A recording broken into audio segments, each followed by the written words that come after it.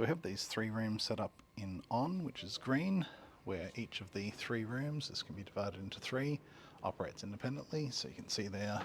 the system on the left has its local touchscreen, the system on the right has a touchscreen, but that's located up next to the door for when this wall is closed. We've got speakers and microphones around the room for each of the 3 systems, and as you can see there, the 3rd system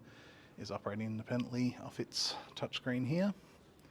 The other mode for this room is having it as all on, which goes yellow, and then that will change it so that system on the right becomes duplicated across all displays for when this room is open as it is now, and you just want to use that system on the right as your main system with speakers and microphones all connected all around the room just to that main system, and that image is then duplicated on all 3 displays to make it easier for everybody in the room to see what's going on.